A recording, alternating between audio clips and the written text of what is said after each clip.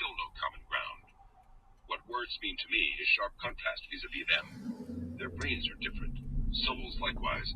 Witness them drinking from English bone china cups, eating with U.S. silver, listening to Negro style of music. It's all on the surface. Advantage of wealth and power makes this available to them, but it's ersatz as the day is long. Even the I Ching, which they forced down our throats, it's Chinese, borrowed from way back when. Whom are they fooling? Themselves? Pilfer customs right and left, wear, eat, talk, walk, as for instance consuming with gusto baked potatoes served with sour cream and chives, old-fashioned American dish added to their haul. But nobody fooled, I can tell you, me least of all. Only the white races endowed with creativity, he reflected. And yet I, blood member of same, must bump head to floor for these two. Think how it would have been had we won. Would have crushed them out of existence. No Japan today, and the USA leaving great soul power in entire wide world. He thought, I must read that grasshopper book. Patriotic duty from the sound of it. Then he said softly to him, Robert, you're not eating. In a quarter mile, turn left onto Indiana 60 West. At once he took a forkful of salad. No, he said. It is virtually the most delicious meal I have had in years. Thank you, she said, obviously pleased. Doing my best to be authentic. For instance, carefully shopping in teeny tiny American markets down along Mission Street. Understand that's the real McCoy. You cook the native foods to perfection, Robert Chilton thought. What they say is true. At the stop sign, turn left onto Indiana 60 West. Stroll after the movie Glenn Miller. You could paste together out of tin and rice paper a complete artificial America. Rice paper mom in the kitchen, rice paper dad reading the newspaper, rice paper pup at his feet. Everything. Paul was watching him silently. Robert Chilton, suddenly noticing the man's attention, ceased his line of thought and applied himself to his food. Continue on Indiana 60 West for 7 miles. See what I'm really thinking? I know I did not show it. I kept the proper expression. You could not possibly tell. Robert, Paul said, since you were born and raised here, speaking the U.S. idiom, perhaps I could get your help with a book which has given me certain trouble. Novel from the 1930s by a U.S. author. Robert bowed slightly. The book, Paul said, which is quite rare and which I possess a copy of nonetheless, is by Nathaniel West. Title is His Lonely Hearts. I have read it with enjoyment, but do not totally grasp N. West's meaning. He looked hopefully at Robert. Presently, Robert Chilton admitted, I have never read that book, I fear. Nor, he thought, even heard of it. Disappointment showed in Paul's expression. To that, it is a tiny book. Tells about man who runs column in daily paper, receives heartache problems constantly, until evidently driven mad by pain and has delusion that he is J. Christ. Do you recall? Perhaps read long ago? No, Robert said. Gives strange view about suffering, Paul said. Insight of most original kind into meaning of pain for no reason. Problem which all religions cope with. Religions such as Christian often declare must be sin to account for suffering. N. West seems to add more compelling view of this over older notions. N. West possibly saw could be suffering without cause. After the railroad crossing, turn right, then turn right onto South 1st Street. Japan had lost the war. The Jews would be running the world today, through Moscow and Wall Street. Continue for 1 mile. The two Japanese, man and wife, seemed to shrink. They seemed to fade, grow cold, descend into themselves. The room itself grew cold. Robert Chilton felt alone, eating by himself, no longer in their company. What had he done now? What had they misunderstood? Stupid inability on their part to grasp alien tongue, the Western thought, eluded them, and so they took umbrage. What a tragedy, he thought as he continued eating. And yet, what could be done? Former clarity, that of only a moment ago, had to be drawn on for all it was worth. Full extent not glimpsed until now. Robert Chilton did not feel quite as badly as before, because the nonsensical dream had begun to lift from his mind. I showed up here with such anticipation, he recalled. Mere adolescent romantic haze befuddling me as I ascended stairs. But reality cannot be ignored. We must grow up. And this is the straight dope, right here. These people are not exactly human. They don the dress, but they're like monkeys dolled up in the circus. They're clever and can learn, but that is all. Why do I cater to them, due solely to their having won. Big flaw in my character revealed through this encounter, but such is the way it goes. I have pathetic tendency to, well, shall we say, unerringly choose the easier of two evils. Like a cow catching sight of the trough, I gallop without premeditation. What I've been doing is to go along with the exterior motions because it is safer. After all, these are the victors. They command. And I will go on doing it, I guess. Because why should I make myself unhappy? They read an American book and want me to explain it to them. They hope that I, a white man, can give them the answer. And I try. But in this case, I can't. Although, had I read it, I no doubt could. Perhaps one day I'll have a look at that Miss Lonely Hearts book, he said to Paul. And then I can convey to you its significance. Paul nodded slightly. However, at present I am too busy with my work, Robert said. Later on, perhaps. I am sure it wouldn't take me very long. No, Paul murmured. Very short book. Both he and Betty looked sad, Robert Sheldon thought. In 1,000 feet, turn right onto Indiana 60 West. Hope so, he thought. They deserve to. A shame. Just have to ferret out folks' message on their own. He ate with more enjoyment. No further friction marred the evening. When he left the Kasura's apartment at 10 o'clock, Robert Sheldon still felt the sense of confidence which had overtaken him. Take the second right onto Indiana 60 West. He entered down the apartment house stairs with no genuine concern as to the occasional Japanese residents who, on their way to and from the communal baths, might notice him and stare. Out onto the dark evening sidewalk, then the hailing of a passing pedicab. Continue on Indiana 60 West for 6 miles. I always wondered what it would be like to meet certain customers socially. Not so bad after all. And, he thought, this experience may well help me in my business. It is therapeutic to meet these people who have intimidated you, and to discover what they are really like. Then the intimidation goes. Thinking along those lines, he arrived at his own neighborhood and finally at his own door. He paid the chink pedicab driver and ascended the familiar stairs. There in his front room sat a man he did not know. A white man wearing an overcoat, sitting on the couch reading the newspaper. As Robert Sheldon stood astonished in the doorway, the man put down his newspaper, leisurely rose, and reached into his breast pocket. He brought out a wallet and displayed it. Kempaitai. He was a Pinnock, employee of Sacramento and state police, installed by the Japanese occupation authorities. Frightening. Here are, Sheldon. Yes, sir, he said. His heart pounded. Recently, the policeman said, consulting a clipboard of papers which he had taken from a briefcase on the couch. You were paid a visit by a man, a white, describing himself as representing an officer of the Imperial Navy. Subsequent investigation showed that this was not so. No such officer existed. No such ship. He eyed Sheldon. That's correct, Sheldon said. We have a report, the policeman continued, of a racket being conducted in the Bay Area. This fellow evidently was involved. Would you describe him? Small, rather dark-skinned, Sheldon began. Jewish? Yes, Sheldon said, now that I think about it, although I overlooked it at the time. Here's a photo.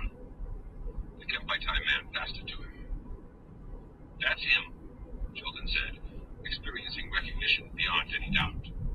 He was a little appalled by the Kempaitai's power of detection. How'd you find him? I didn't report it, but I telephoned my jobber, Ray Calvin, and told him. The policeman waved him silent. I have a paper for you to sign, and that's all. You won't have to appear in court. This is a legal formality that ends your involvement. He handed Sheldon the paper, plus pen. This states that you were approached by this man and that he tried to swindle you by misrepresenting himself and so forth. You read the paper. The policeman rolled back his cuff and examined his watch as Robert Sheldon read the paper. Is that substantially correct? It was, substantially. Robert Sheldon did not have time to give the paper thorough attention, and anyhow he was a little confused as to what had happened that day. But he knew that the man had misrepresented himself, and that some racket was involved. And as the Kempaitai man had said, the fellow was a Jew. Robert Sheldon glanced at the name beneath the photo of the man. Frank Frink, born Frank Fink. Yes, he certainly was a Jew.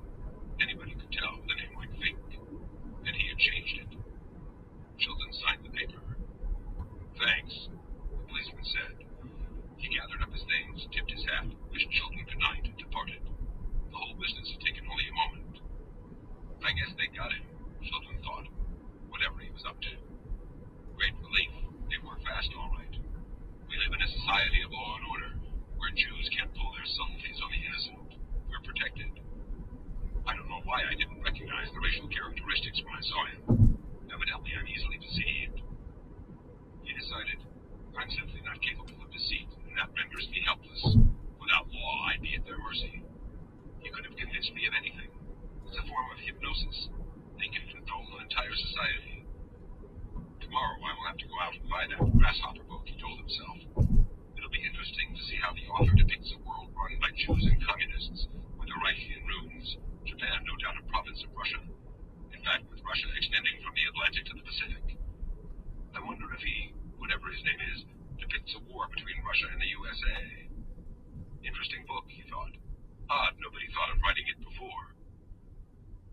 He thought, it should help to bring home to us how lucky we are. In spite of the obvious disadvantages, we could be so much worse off. Great moral lesson pointed out by that book. Yes, there are Japs in power here, and we have to build. Out of this are coming great things, such as the colonization of the planets. There should be a news broadcast on, he realized. Seating himself, he turned on the radio. Maybe the new Reich's chancellor has been picked. He felt excitement and anticipation. To me, that Seyss-Inquart seems the most dynamic, the most likely to carry out bold programs. I wish I was there, he thought. Possibly someday I'll be well enough off to travel to Europe and see all that has been done. Shame to miss out. Stuck here on the West Coast, where nothing is happening.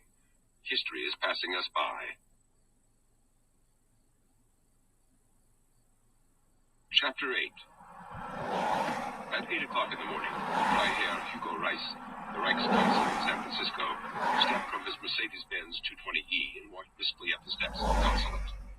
Behind him came two young male employees at the Foreign Office.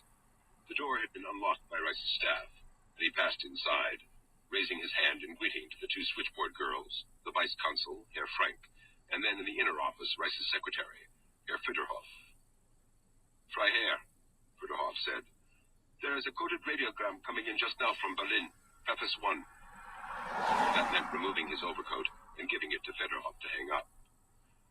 10 minutes ago, Herr Kreitz von Meer called. He would like you to return his call.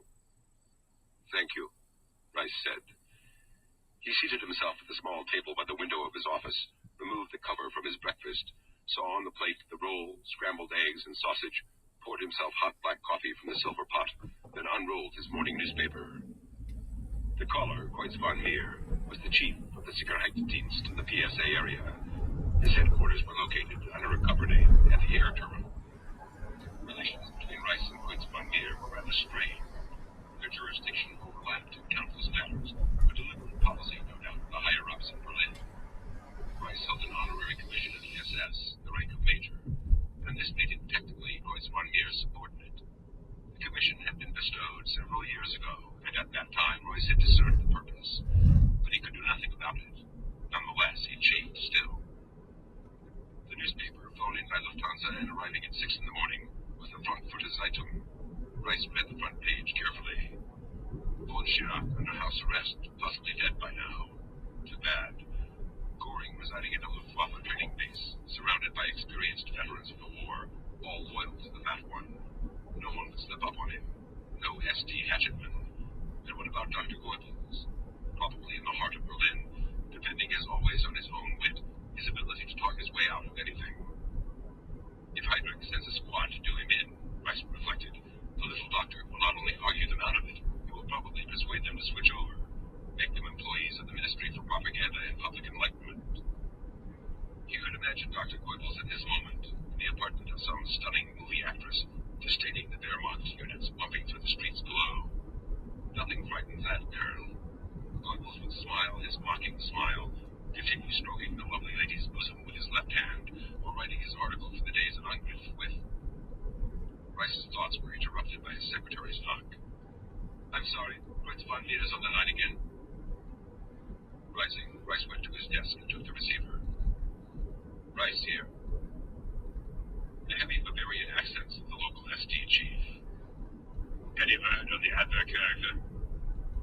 Puzzled, Reis tried to make out what Kreutz von Meer was referring to. He murmured.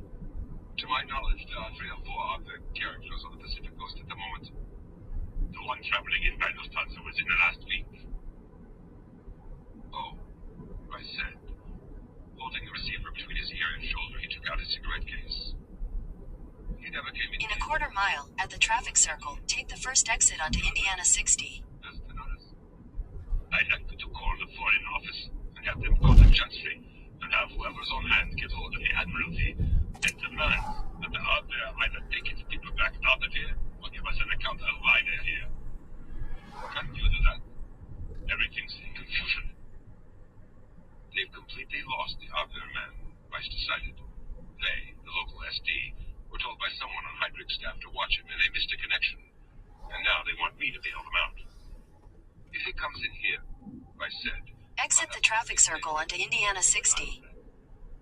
Continue on Indiana 60 for 2 miles. They both do that. He undoubtedly uses a cover name. Rice Van Meer plodded on. We don't know it, naturally. He's an aristocratic-looking fellow, about 40, a captain. Actual name, Rudolf Wegener. One of those old monarchist families from East Prussia. Probably supported Van Papen in the System site. Rice made himself comfortable at his desk as Royce Van Meer droned away. The only answer, as I see it, to these monarchist hangers-on is to cut the budget of the Navy so they can't afford. Finally, Rice managed to get off the phone. When he returned to his breakfast, he found the roll cold. The coffee, however, was still hot. He drank it and resumed reading the newspaper. No end to it, he thought. Those SD people keep a shift on duty all night. Call you at 3 in the morning. His secretary, Fennerhoff, stuck his head into the office, saw that he was off the phone, and said, Sacramento Gold is now in great agitation. They claim there's a Joe running around the streets of San Francisco. Both he and Rice laughed. All right, Rice said. Tell them to calm down and send us the regular papers. Anything else? You read the messages of condolence? Are there more? A few. I'll keep them on my desk if you want them. I've already sent out answers. I have to address that meeting today, Rice said. That was this afternoon. Those businessmen. I won't let you forget, Fennerhoff said. Rice leaned back in his chair. Care to make a bet? Not on the apartheid deliberations, if that's what you mean. It'll be the hangman. Lingering, Fennerhoff said. Heydrich has gone as far as he can. Those people never pass over to direct apartheid control because everyone is scared of them. The apartheid bigwigs would have a fit even at the idea. You'd get a coalition in 25 minutes, as soon as the first SS car took off from Prince Albrecht's Strasse. In a quarter mile, turn right onto Indiana 56 East. He broke off. One of the cryptographers had come up to him with an envelope. Rice held out his hand.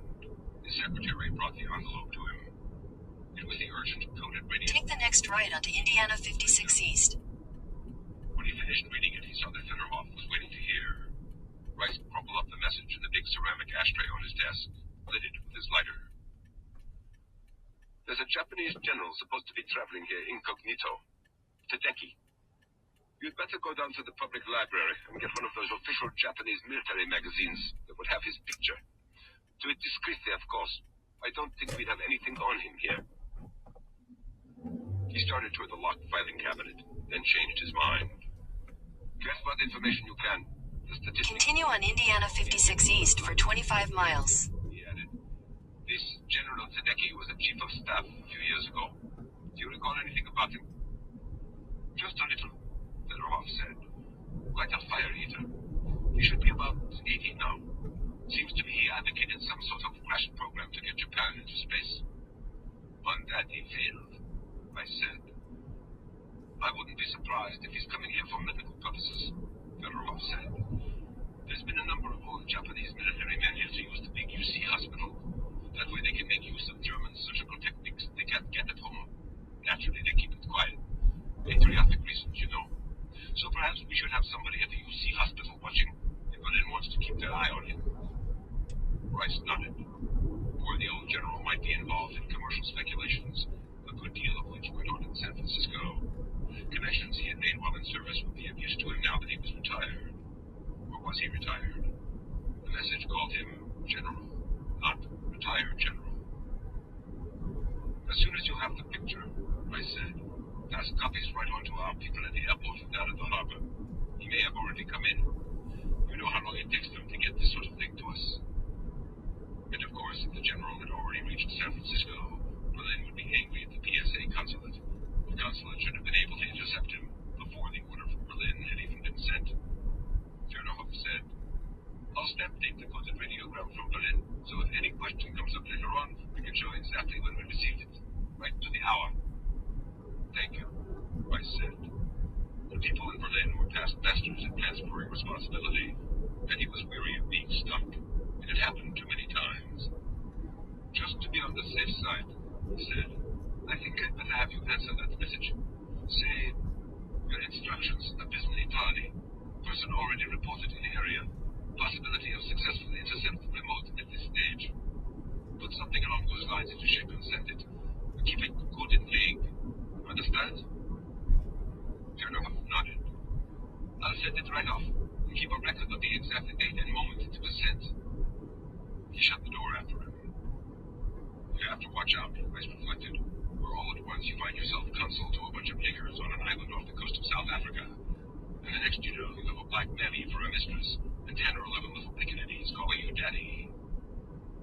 Reseating himself at his breakfast table, he lit an Egyptian Simone Arzt cigarette number 70, carefully reclosing the metal tin. It did not appear that he would be interrupted for a little while now, so from his briefcase he took the book he had been reading, opened to his placemark, made himself comfortable, and resumed where he had last been forced to stop. Hattie actually walked streets of quiet cars, Sunday morning peace of the Tiergarten, so far away. Another life. Ice cream, a taste that could never have existed. Now they boiled nettles and were glad to get them. God, he cried out, won't they stop? The huge British tanks came on. Another building. It might have been an apartment house or a store, a school or office. He could not tell. The ruins toppled, slid into fragments. Below in the rubble, another handful of survivors buried, without even a sound of death. Death had spread out everywhere equally. Over the living, the hurt, the corpses, layer after layer that already had begun to smell. The stinking, quivering corpse of Berlin. The eyeless turrets still upraised, disappearing without protest like this one, this nameless edifice that man had once put up with pride. His arms, the boy noticed, were covered with a film of gray. The ash, partly inorganic, partly the burned, sifting final produce of life. All mixed now, the boy knew, and wiped it from him. He did not think much further. He had another thought that captured his mind. There was thinking to be done over the screams and the hump of the shells. Hunger. For 6 days he had eaten nothing but the nettles, and now they were gone. The pasture of weeds had disappeared into a single vast crater of earth. Other dim, gaunt figures had appeared at the rim, like the boy, and stood silent and then drifted away. An old mother with a babushka tied about her gray head, basket, empty, under her arm. A one-armed man, his eyes empty as the basket. A girl, faded now back into the litter of slashed trees in which the boy Eric hid. And still the snake came on. Would it ever end? The boy asked, addressing no one. And if it did, what then? Would they fill their bellies, these? Try air, Vanderhoof's voice came. Sorry to interrupt you. Just one word. Rice jumped, shut his book. Certainly. How that man can write, he thought, completely carried me away. Real. Fall of Berlin to the British. As vivid as if it had actually taken place. He shivered. Amazing. Power of fiction. Even cheap popular fiction. To evoke. No wonder it's banned within Reich territory. I'd banned it myself. Sorry I started it. But too late. Must finish now. The secretary said, some seamen from a German ship. They're required to report to you.